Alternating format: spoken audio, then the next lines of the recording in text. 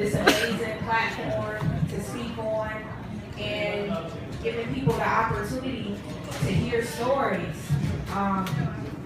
This platform is so amazing, it's so big, and it's so needed because some people are good at telling stories and healing people, and some people are just good at listening and getting healed.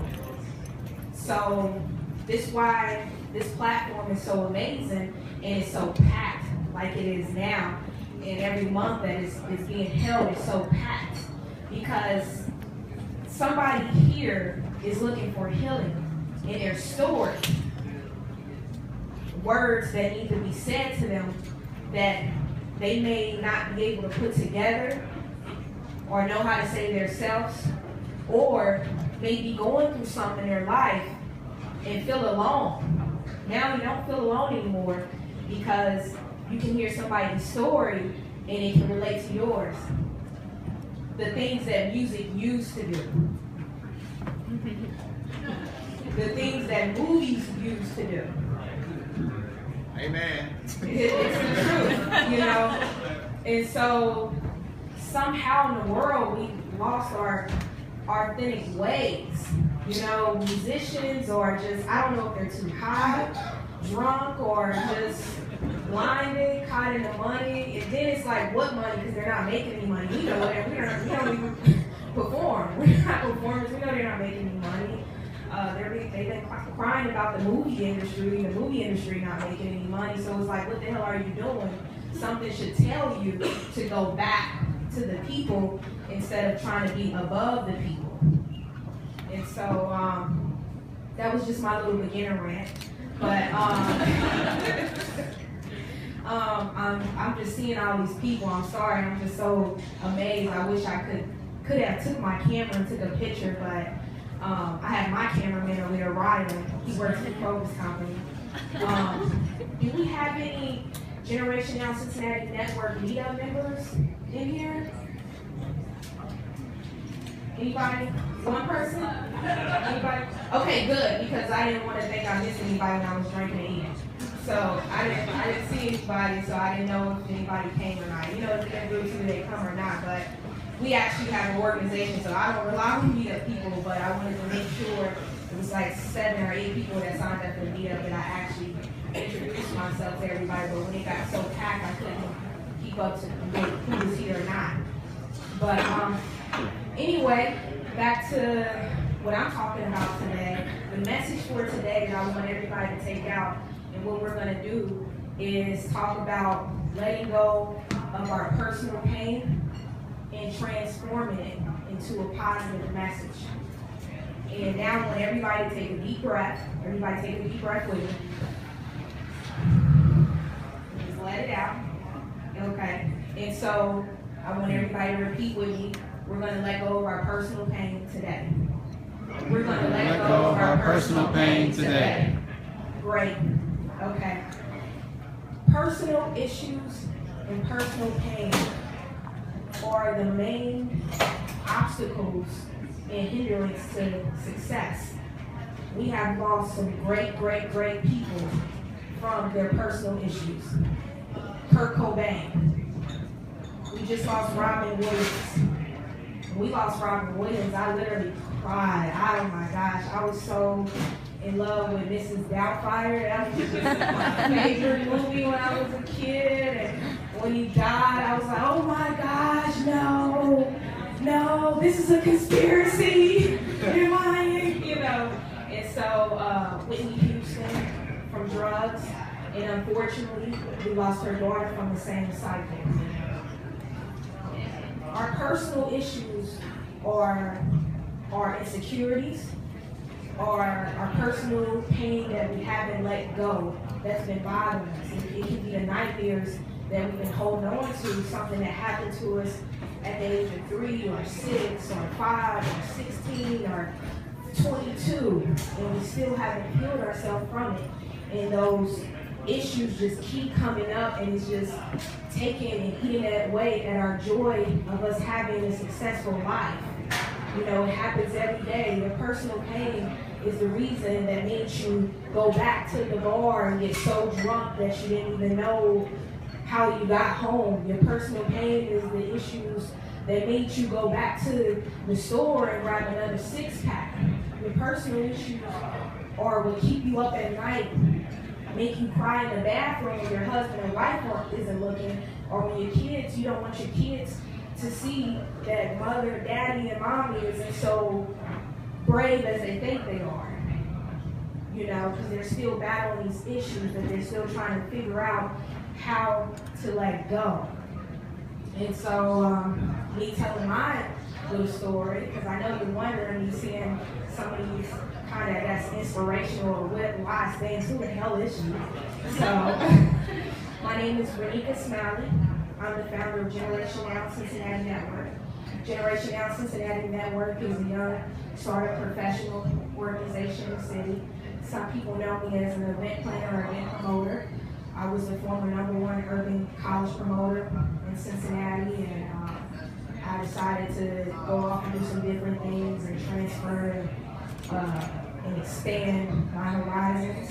Let me see what else about me. I grew up in Cincinnati, Ohio. I have 2 parents. I guess you could say I had, you know, from a broken home. I guess that's what people, you know, as I grew up, you know, people try to label me with stuff like, oh, was your parents married, or if they got divorced, you know, you're probably you're a broken home or something. But I guess I'm from a broken home. You know, I grew up in poverty. I was the kid that moved around, lived in a lot of different neighborhoods. My father, he was in and out of jail. He was also sick. He died when I was 15 years old from renal failure. He died in his sleep. I found him in his sleep when I was 15 years old. I love my father very much. That was a really, really painful moment for me. It really, it changed and altered my relationships with friends and building with people, just that moment itself. But I think the main personal issue that really hindered me the most was I was a child that was, you know, came from a household and witnessed violence, domestic violence. And it's something that I never spoke about. And for the last year, I'm a spiritual woman. God has took me on a maze of speaking to teenagers. And sometimes when you follow God, if anybody in here is spiritual, you just follow him. You don't really know what the hell he wants you to do. And so you really don't. And so he had me sit and talk to kids. I'm going to high school and I'm talking to kids, and then I know I'm talking to more kids. And I just was honored this opportunity next month where I will be speaking in front of 10,000 students. And for a while, a couple of mentors and people around me been telling me you need to be a motivational speaker, but I call it empower speaker. I hate when people say motivational speaker. What the hell are you talking about? You know, anybody can be a motivational speaker. I hate it. You know, people read business cards and they say I'm a motivational speaker. What the hell are you speaking at 5? You know, I'm a motivational speaker in my bathroom, you know. And so I said, I'd rather be an empowerment speaker, you know, I'd rather empower people, not motivate. I don't get that. Motivational, that's like for a second, like, yeah, you know, we're going to get up and do this, and then you wake up the next day, you don't do shit. Doesn't make sense to me. The hell is a motivation? I don't keep it long. I can go over that for a second. And so, I didn't know that motivational speakers and empowerment speakers, they were supposed to be like advocates. And one of the ladies I was talking to, my mentor, she said, you need a message. And I was like, I don't have a message. And you know, she said, you do have a message, you just have to look within yourself and figure out your message. It's something that you can take and give to others, give back to them. We all have a message. And so something happened to me a few weeks ago, and it brought up my experience. It wasn't really the necessary situation that happened, but it was because I'm a woman of spirit, and I prayed to God, because I'm like, you know, my insecurity started getting to me when I was speaking to a woman. I'm like, damn, I got to speak in front of these kids, 10,000 kids, and you know, they're talking about having a message, and they have me on this flyer speaking with all these people that's more established than me.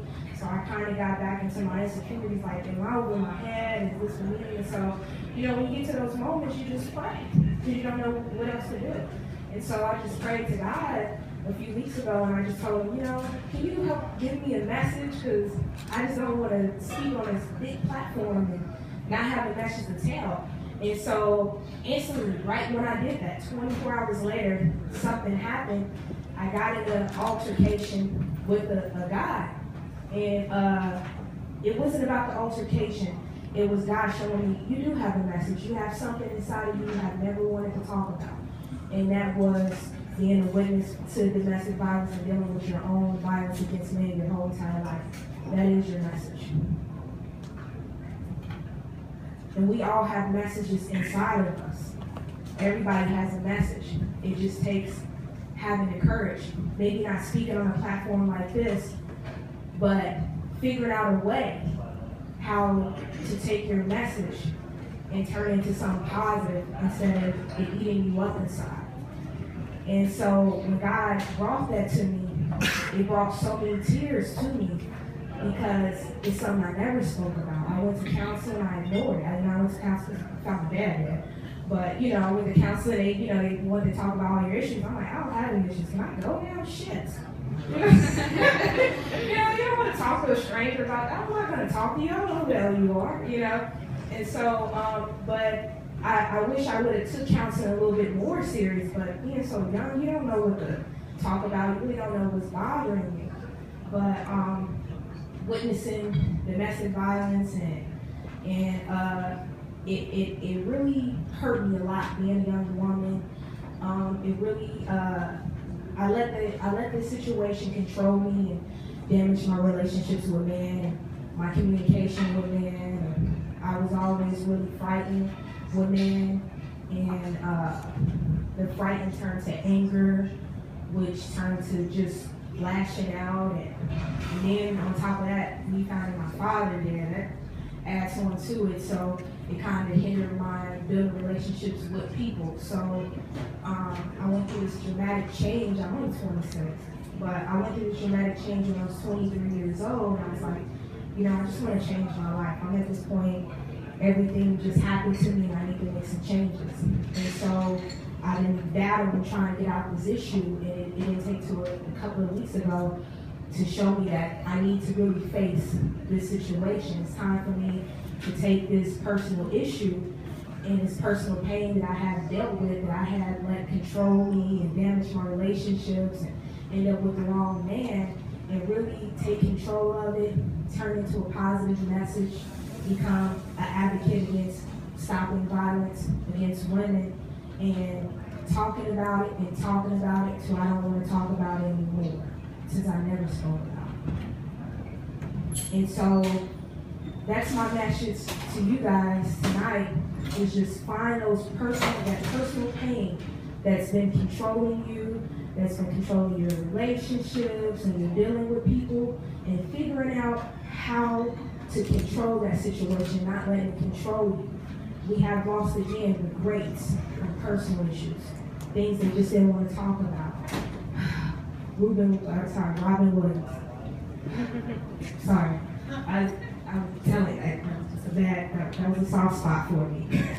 You know, and it just, you know, it kind of, when I found out he committed suicide, I cried, you know, and I was trying to figure out what personal issues, you know, he was going through. But look, you know, how deep that is, that a person would kill themselves and harm themselves over not dealing with things that they need to deal with. So it's very important to take those personal issues and take control of it, turn it into a positive message. I don't care if it's just going, if you don't want anybody to know your business, but you want to just go to a center for women dealing with sex abuse, or any crazy thing, or a drinking problem, or going to meetings or something, or just going out telling somebody your story. You know, that's what we're here to do, is to be a blessing to each other.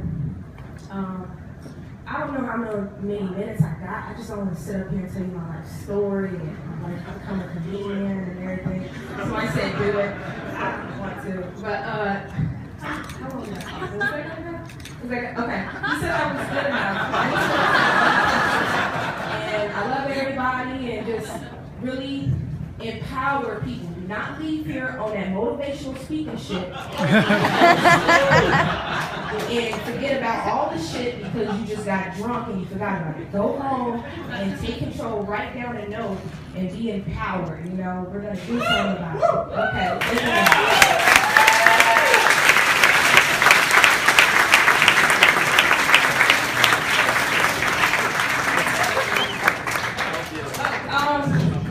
Every month, Generation Now Cincinnati Network, we do monthly networking events.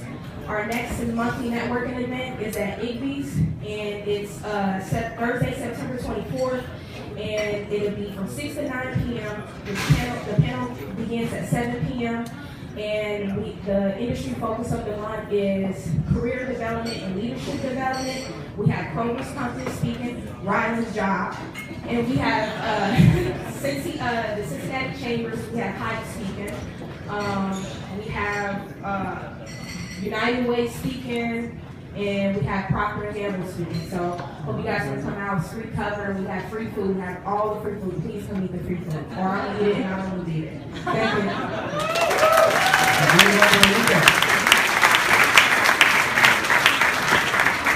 Her story reminds me just so much of why we do Cincy stories, and it's because really all of us have like these